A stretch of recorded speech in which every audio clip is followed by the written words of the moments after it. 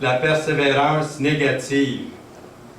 Il y en a qui ont persévéré peut-être dans cette persévérance, mais il y a aussi la persévérance positive, et j'ai vu qu'il y en a qui ont persévéré malgré tout ce qui a pu nuire ou arriver dans leur vie. Une autre chose que j'aimerais dire, nous allons laisser la parole de Dieu parler dans un instant abondamment, mais on vient de terminer les Olympiques, là, les athlètes d'élite à Rio qui ont été, se sont surpassés. On voit que ce sont des personnes vraiment disciplinées dans leur formation. Et imaginez-vous, ça représente des heures, des jours, des semaines, des années de pratique pénibles, dures, difficiles, parce qu'ils se sont concentrés sur un but. C'était primordial de réussir dans leur sport particulier. Ils ont eu les yeux fixés vers le but. Et lorsqu'ils voyaient le but, leur énergie subissait un élan du tonnerre et puis ils arrivaient à vaincre. La Bible compare la vie chrétienne à une course. Dans Hébreux 12, les versets 1 à 11, surtout la fin du verset 1 et une partie du verset 2 d'Hébreux 12, là où il est écrit « Courons avec persévérance dans la carrière qui nous est ouverte, ayant les regards sur Jésus. Voilà notre but, qui suscite la foi et l'amène à la perfection. » Un jour, dans sa présence, tout sera parfait. C'est pas merveilleux de penser à ça? Si on trébuche de temps en temps, un jour, la perfection totale. Tout comme courir dans une course avec un gros pack-sac sur le dos ralentirait le coureur vers le but. De la même façon, le péché nuit à notre capacité à vivre notre vie d'une manière qui honore le Seigneur, qui honore Dieu.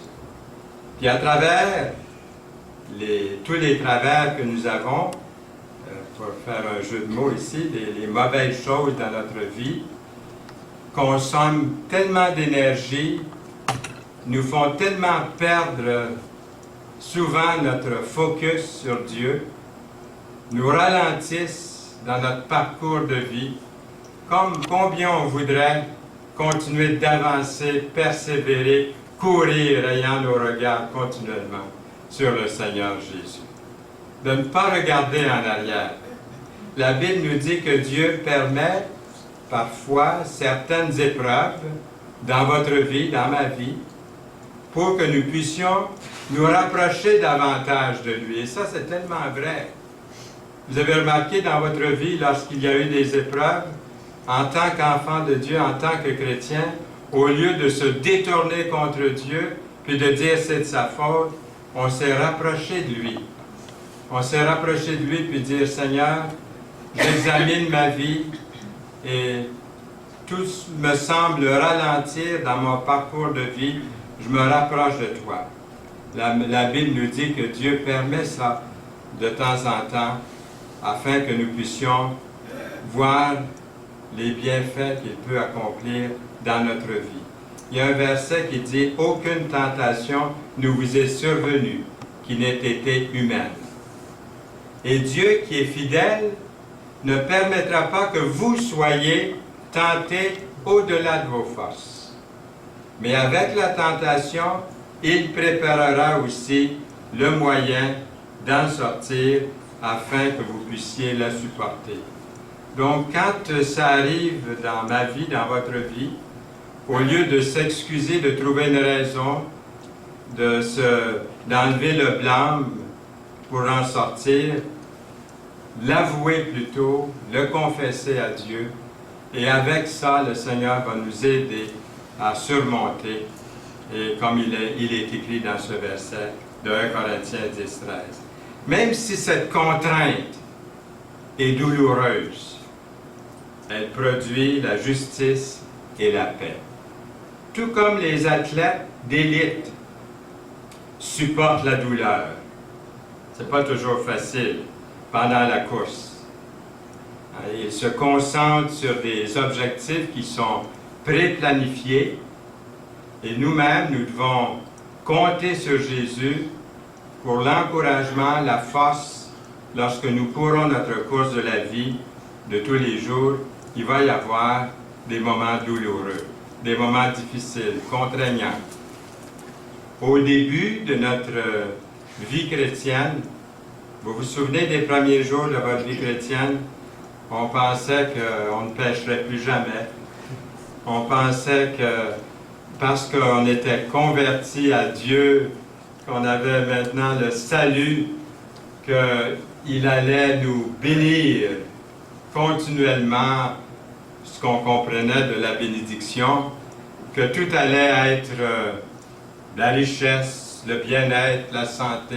Et tout à coup, il nous arrive quelque chose, puis là, on se dit, « Wow! Je suis un enfant de Dieu, je devrais continuer d'être béni, je me suis mis de son côté. Comment ça se fait que j'ai un petit corps aux pieds et ça me fait souffrir? Comment ça se fait que j'ai mal au dos? Comment ça se fait que j'ai encore eu une rechute? Je suis donc découragé. Seigneur, qu'est-ce qui arrive? Est-ce que tu m'as abandonné? » On a des moments comme ça. Est-ce que ça vous arrive d'avoir des moments comme ça? Au début de votre vie chrétienne, tout zélé pour Dieu, assidu à toutes les réunions, on n'en manquait pas une. Il y en avait plusieurs par semaine, je me rappelle, plus jeune. Je manquais aucune réunion. Toujours avec ma Bible. Même que j'allais faire une visite chez la parenté, j'apportais ma Bible. Parce que je me disais, on va pouvoir témoigner. Le zèle des premiers jours. Assidu à l'Église, attentif, courageux, dévoué, diligent, empressé à servir le Seigneur, enthousiaste, fervent, vigilant, toutes ces grandes qualités-là. Vous les aviez, je les ai eues, et qu'est-ce qui est arrivé en cours de route? Qu'est-ce qui est arrivé pour ne plus persévérer dans toutes ces bonnes choses? C'est vrai qu'on a acquis la sagesse, qu'on n'avait peut-être pas au début, et c'est une bonne chose d'avoir laissé certaines choses et de mettre une dose de sagesse. Mais on devient tellement sage qu'on a peut-être, nous nous sommes imaginés que nous avions fait de grands pas, de grands progrès. Au cours des années, Dieu commence à nous montrer qu'il y a encore de vastes territoires dans la vie chrétienne qui ne sont pas encore défrichés. Prenez votre hache, votre scie, votre aiguine et allez défricher la forêt qui est devant vous. Certains de ces endroits dans la vie du chrétien sont déserts. Aucune activité ou presque plus d'activité spirituelle. Pas beaucoup de communion avec le Seigneur, pas beaucoup de communion non plus avec les uns les autres. Pas beaucoup de communion avec les chrétiens. La prière est là, mais quelquefois un peu forcée, automatique ou inexistante pendant des jours, des mois entiers, peut-être même des années, malheureusement. Il y a quelqu'un qui disait, quand je passe une journée sans prier, il dit, je m'en aperçois. Il dit, quand je passe 2 jours sans prier, il dit, mon épouse s'en aperçoit. Puis quand je passe 3 jours sans prier, tout le monde s'en aperçoit. Donc, c'est un exercice de tous les jours de se rapprocher de Dieu. De prier, Seigneur, aujourd'hui, j'aimerais que chaque instant de cette journée soit une prière. Peu importe ce à quoi je suis en train de faire, que je puisse continuer à garder le contact. J'arrête pas de prier après 5 minutes ou 10 minutes, que ma vie soit une journée de prière, de méditation, tout en ayant l'esprit ailleurs. Seigneur, je veux garder ce fil, ce contact, parce qu'il est là, ce contact. Nous avons l'Esprit de Dieu en nous lorsque nous sommes nés de nouveau. Les études bibliques, chez certains frères et sœurs dans le Seigneur, malheureusement, ont diminué. Ils ne sont plus là. Souvent, j'ai affaire à parler à des gens qui m'appellent ou qui viennent chez moi, partagent la parole, et puis je discerne assez rapidement le problème, et je finis par leur demander des fois, est-ce que vous avez un culte personnel à tous les jours, vous avec le Seigneur? Je ne parle pas des réunions, puis peut-être même un culte en famille, mais vous-même, avez-vous un temps riche de qualité avec Dieu? Et souvent, c'est là qu'on voit que c'est là qu'était le problème. On avoue bien humblement, quelquefois, oui, c'est vrai, j'ai négligé cet aspect-là, d'avoir ce moment riche et précieux, intime avec mon Dieu. Et c'est au cours de ces périodes-là, malheureusement, que le croyant se demande si Dieu ne l'a pas abandonné. C'est quand on marche loin de lui qu'on est porté à dire, mais Seigneur, où es-tu? Qu'est-ce que tu fais pour moi? Je suis malheureux. Si Dieu ne l'a pas abandonné, c'est ce qu'il se demande. Il se demande aussi s'il ne devrait pas tout laisser tomber. Je vais laisser ça, moi, là. Je vais prendre congé du Seigneur. Je vais prendre congé de la communion fraternelle, des réunions, parce que ça ne marche pas. Il y a quelque chose qui ne va pas. Nous avons un verset dans 2 Timothée 2,19 qui dit « Néanmoins, le solide fondement posé par Dieu, ce que Dieu a posé en vous quand vous l'avez reçu comme Sauveur et Seigneur, subsiste, avec ces paroles qui lui servent de sceau. Le Seigneur connaît ceux qui lui appartiennent, et quiconque prononce le nom du Seigneur, qu'il s'éloigne de l'iniquité. » Donc, si j'appartiens au Seigneur, le Seigneur me connaît, je lui appartiens. Il y a ce solide fondement posé par Dieu dans votre vie, et puis je dois m'éloigner de l'iniquité. Il y a cet effort. Reconnaître, le discerner. Donc, parlons pendant juste un petit moment, je vais parler plus de la persévérance positive, mais la persévérance négative. Nous lisons dans Juge 2,19, il y a beaucoup d'illustrations dans la parole. Nous lisons ici en particulier, il persévérait dans la même conduite et le même endurcissement. Persévérance. Il persévérait là-dedans. Il y a un autre texte dans Néhémie 9, 29. Tu les conjuras de revenir à ta loi. Et ils persévérèrent dans l'orgueil. Ils n'écoutèrent point tes commandements. Ils péchèrent contre tes ordonnances qui font vivre. Celui qui les met en pratique, les ordonnances les font vivre, Ils eurent une épaule rebelle, ils raidirent leur cou, et ils n'obéirent point. Ils persévèrent là-dedans. Dieu, le Saint-Esprit, habite en moi, habite en nous, qui sommes des enfants de Dieu, nés de nouveau. Nous obtenons son aide pour revivifier et restaurer notre foi. Nous nous glorifions même des afflictions, sachant que l'affliction produit la persévérance. La persévérance, la victoire dans l'épreuve. Et cette victoire, l'espérance. Romains 5, versets 3 et 4. C'est un mystère. C'est un mystère. Comment est-ce que c'est que je peux être joyeux dans l'affliction? Je vous le demande. Qu'est-ce que ça vous fait? Est-ce qu'il y a de la logique là-dedans? C'est un mystère qui va à la rencontre justement de la logique humaine, terrestre, mais il est parfaitement digne de confiance.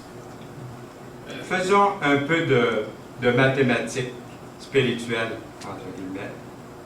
L'affliction plus le Saint-Esprit produit quoi? La persévérance. La persévérance plus le Saint-Esprit produit quoi? La victoire dans l'épreuve. La victoire plus le Saint-Esprit produit quoi? L'espérance. Or, l'espérance ne trompe point, parce que l'amour de Dieu est répandu dans nos cœurs par le Saint-Esprit qui nous a été donné, qui nous a été alloué pour un certain temps. Non, donné. Le don gratuit de Dieu, c'est la vie éternelle. On a chanté des beaux cantiques ce matin. J'ai été béni par les frères et sœurs qui ont partagé des choses. Puis je me disais, je pensais à ce fameux verset, « Car Dieu a tant aimé le monde ». Je pensais aussi à Romains 8, verset 1, « Il n'y a aucune condamnation pour ceux qui sont en Jésus-Christ. » Qu'est-ce que j'ai fait pour mériter tant de grâce, tant de bonté? Ça ne semble pas du tout logique au début, c'est vrai. Peu importe l'importance de la douleur ou de l'affliction, elles ne sont jamais les gagnantes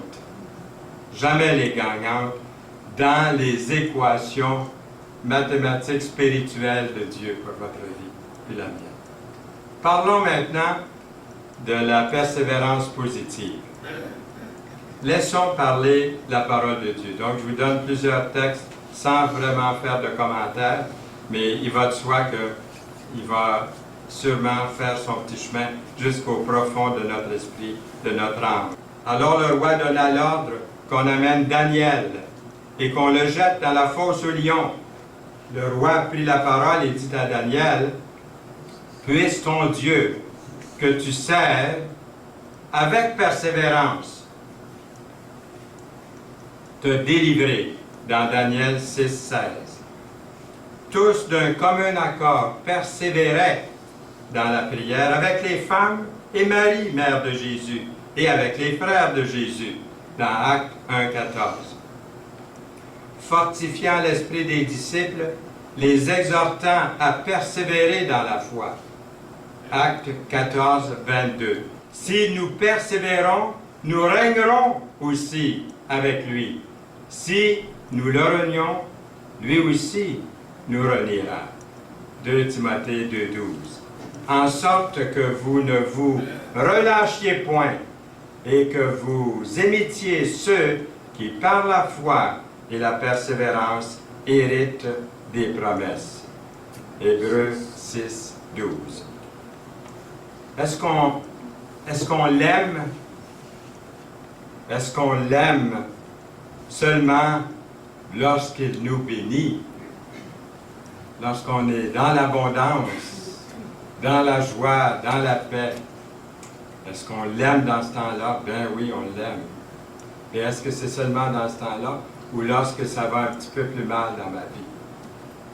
Je continue à l'aimer, à regarder vers lui, constamment, de pouvoir dire, Seigneur, aujourd'hui, ma vie va être une prière.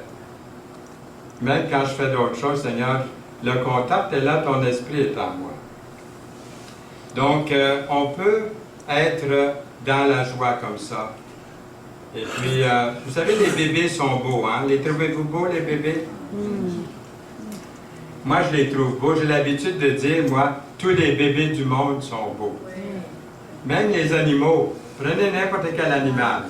Mon épouse a dit, tu ne me diras pas que les petits serpents sont beaux. Mais même les petits serpents, tous les bébés du monde, je les trouve beaux. Alors, c'est un beau bébé, hein? On peut dire que c'est un beau bébé pendant une certaine période de sa vie. Ça semble dire un petit peu en vieillissant des fois. Mais il ne doit pas toujours rester bébé, le bébé. Les bébés, c'est vrai, sont cute. Peu importe les bébés, ils sont tellement beaux. Mais parfois, ce sont des petits paquets de troubles, pour ne pas dire autre chose, des petits paquets. Et puis quand même, combien nous les aimons. Combien nous les aimons. Pas vous? Nous les trouvons si mignons. Et le Nouveau Testament parle beaucoup de la croissance d'un bébé, d'un enfant. Laissez l'enfance en arrière pour aller vers la maturité. Vous en êtes venus à avoir besoin de lait et non d'une nourriture solide. Or, quiconque en est au lait n'a pas l'expérience de la parole de justice, car il est un enfant. Hébreux 5, 12 et 13. Mais la nourriture solide est pour les hommes faits, pour ceux dont le jugement est exercé par l'usage à discerner ce qui est bien et ce qui est mal. Hébreux 5, 14. Le Nouveau Testament a beaucoup à dire au sujet de la croissance. Lorsque j'étais enfant, je parlais comme un enfant. Je pensais comme un enfant. Je raisonnais comme un enfant. Lorsque je suis devenu homme, j'ai mis de côté ce qui était de l'enfant. 1 Corinthiens 13, 11. Avec la croissance vient la vie abondante dans le Seigneur. Ce n'est plus tellement ce de quoi nous sommes sauvés, mais ce en quoi nous sommes sauvés. Nous sommes son ouvrage, ayant été créés en Jésus-Christ pour de bonnes œuvres que Dieu a préparées d'avance afin que nous les pratiquions. Éphésiens 2:10. Au début, nous sommes éblouis par les bénédictions extérieures de notre vie chrétienne, et Dieu le permet ça aussi. Ensuite, la réalité nous rattrape, nous frappe lorsqu'on subit un échec ou une rechute. C'est comme si on perdait les bénédictions nouvellement obtenues du Seigneur. C'est une transition qui semble décliner au lieu de se développer. Dieu nous fait comprendre que la vie chrétienne doit être nourrie constamment de l'intérieur pour parvenir à une vie extérieure qui sera à la gloire de Dieu. Plus le Seigneur devient important dans ma vie, moins j'accorderai de prestige à mes talents ou même à mes dons. Dieu transformera mes talents et mes dons naturels en des dons spirituels pour sa gloire. Pour sa gloire. Merci. Il est écrit dans 1 Corinthiens 12, 31, « Aspirez aux dons les meilleurs. » Et je vais encore vous montrer une voie par excellence. Ayez les mêmes sentiments les uns envers les autres. N'aspirez pas à ce qui est élevé, mais laissez-vous attirer par ce qui est humble. Ne soyez point sages à vos propres yeux. Romains 12, 16. Recherchez l'amour. Aspirez aussi aux dons spirituels, mais surtout à celui de prophétie, ici dans le sens de prédication, pas nécessairement prédiction, mais plutôt prédication, 1 Corinthiens 14, verset 1. De même, vous, puisque vous aspirez aux dons spirituels, que ce soit pour l'édification de l'Église, que vous cherchiez en posséder abondamment, que ce soit pour l'Église, que vous désiriez en posséder abondamment. 1 Corinthiens 14, 12. Dès le début de notre vie chrétienne, Dieu se révèle en nous par sa parole, par la Bible, par les évangiles, et déjà nous commençons à servir le Seigneur. Dès notre naissance spirituelle, Dieu désire que nous continuions à être formés par lui. Par exemple, comme ce matin, ensemble, assis devant sa parole ouverte. Ceux qui acceptèrent sa parole furent baptisés, nous lisons. Le premier pas d'obéissance. Et en ce jour-là, le nombre des disciples augmenta d'environ 3000 âmes. Acte 2, 41. Ils persévéraient dans l'enseignement des apôtres, dans la communion fraternelle, dans la fraction du pain et dans les prières. Verset 42. Et le Seigneur ajoutait chaque jour à l'Église ceux qui étaient sauvés. Quand on accepte le Seigneur, on peut dire « Je suis sauvé ». Le dire, ceux qui étaient sauvés. Si nous nous réjouissons d'être au ciel un jour, et je m'en réjouis, mais si c'est rien d'autre en attendant, nous serons, ou j'ai hérité des moyens que le Seigneur utilise pour ma croissance, pour ma vie. Dieu désire terminer son travail en moi, qu'il a commencé en chacun de nous. Et dans la mesure où nous le laissons agir en nous, notre croissance se fera rapidement et beaucoup plus harmonieusement. Si vous persévérez dans ma parole, vous êtes vraiment mes disciples. Si vous persévérez dans ma parole, vous êtes vraiment mes disciples. C'est pas moi qui le dis, c'est Jésus dans Jean 8, 31. Dans la version Darby, j'aime beaucoup la façon que c'est écrit dans cette version. Le Seigneur Jésus-Christ travaille aussi à travers l'Église. Cette institution que le Seigneur a établie, lui-même, il a établi l'Église. Et à travers l'Église, Dieu met à notre disposition la puissance de l'Esprit Saint pour le long terme. Grâce à l'adoration, à la louange, la communion fraternelle, les réunions, les chrétiens obtiennent de l'endurance et de la persévérance.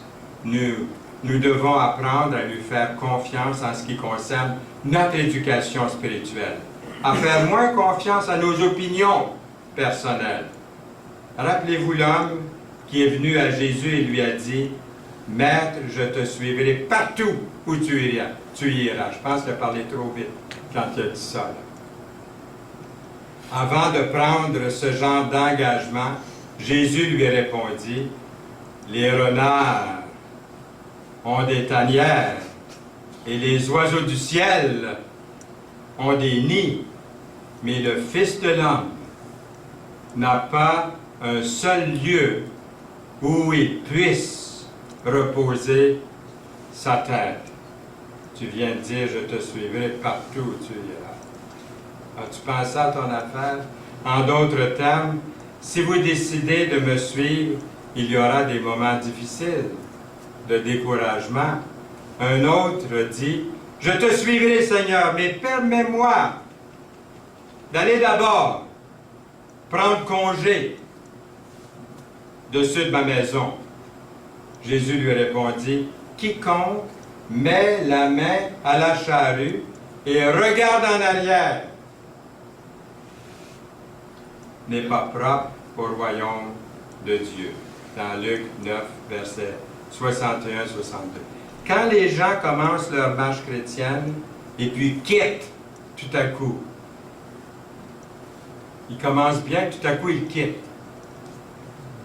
Plus tard, quand les choses se corsent, ils peuvent devenir une source de découragement pour les autres autour d'eux, leur famille, leurs enfants, les voisins, les membres de l'Église. C'est pourquoi Hébreux 12, 1 et 2 est si important pour les chrétiens. Nous donc aussi, puisque nous sommes environnés d'une si grande nuée de témoins, nous sommes entourés, rejetons tout fardeau et le péché qui nous enveloppe si facilement.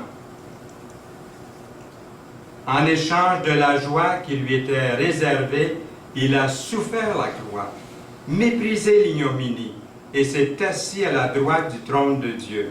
Hébreux 12, 2. Dans ce passage-là, la vie chrétienne est comparée à un marathon. Dans un sprint, vous courez aussi vite que possible pour une courte distance. La vitesse est le facteur critique. Mais dans un marathon, c'est l'endurance. C'est l'endurance. C'est vous et moi, nous sommes engagés dans un marathon. C'est l'endurance qui compte. L'endurance est le facteur critique. L'apôtre Paul déclare, j'ai combattu le bon combat, j'ai achevé la course. J'ai gardé la foi. J'ai achevé la course. Terminer la course est très important pour nous qui nous disons disciples du Christ. Nous sommes inspirés, n'est-ce pas que nous sommes inspirés par ceux et celles qui ont terminé la course? Regardez Gaston Jolin, qui est avec le Seigneur depuis quelques jours. Pardon? C'est le passage que Jean-Pierre a pu hier. Hier, Jean-Pierre, au service funéraire. Amen. Ce verset-là. J'ai combattu le bon combat. Ceux et celles qui ont terminé la course, comme Gaston Jolin, depuis son enfance, son père est devenu chrétien et lui, il était enfant. Il avait peut-être 5, 6 ou 7 ans. Et toute sa vie, il l'a donnée au Seigneur. Alors, le Seigneur nous dit de regarder ces personnes-là. Ils ont été fidèles. On est porté à regarder à ceux qui tombent, qui marchent, qui ne vont pas bien. Mais regardez ceux qui ont marché pour le... Quel est leur secret? Ce n'est pas un secret, ils vont tous vous dire la même chose. Ils ont, à travers des luttes, des chutes, des échecs, des retombées, des échecs dans leur vie continuellement, ils se sont relevés, ils ont recommencé à zéro. Parce que le Seigneur leur a tendu constamment la main, parce qu'ils étaient près, ils ont marché près de Dieu. Dans le chapitre 11 des Hébreux, l'écrivain donne une longue liste de ces personnes-là que nous devons imiter, qui ont été fidèles. Au verset 7, l'auteur mentionne Noé. C'est par la foi que Noé, divinement averti des choses qu'on ne voyait pas encore, et saisi d'une crainte respectueuse, construisit une arche qu'il ne voyait pas encore, il construisit une arche.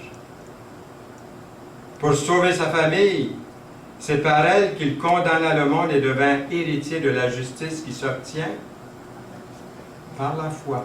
Il ne savait pas, il l'a fait, en obéissance, par la foi. Vous et moi, par la foi. L'apôtre écrit, « Toi donc, mon enfant, fortifie-toi dans la grâce qui est en Jésus-Christ. » 2 Timothée 2:1. « Et ce que tu as entendu de moi en présence de beaucoup de témoins, confie-le à des hommes fidèles qui soient capables de l'enseigner aussi à d'autres. » 2 Timothée 2:2. Souffre avec moi comme un bon soldat de Jésus-Christ. 2 Timothée 2:3. Le Seigneur est fidèle. Est-ce qu'il est fidèle? Oui. Il vous affermira. Oui. Et vous préservera du malin. Il le fait à l'heure actuelle, en cet instant. Il me protège du malin pour l'éternité. C'est ça le salut en Jésus. L'avez-vous? L'exercez-vous une fois que vous l'avez? Le réalisez-vous? L'assimilez-vous? Vous l'appropriez-vous? Ce bienfait éternel. Amen. Amen. Seigneur, merci pour ta parole qui nous bénit, qui me bénit ce matin avec mes frères et sœurs. Nous voulons regarder vers toi. Tu es le but. Nous ne voulons pas l'oublier aujourd'hui et demain et pendant le reste de nos jours que tu nous accordes, qui sont connus de toi, chacun d'eux. Nous voulons les mettre à ton service pour ta gloire. Amen. Amen.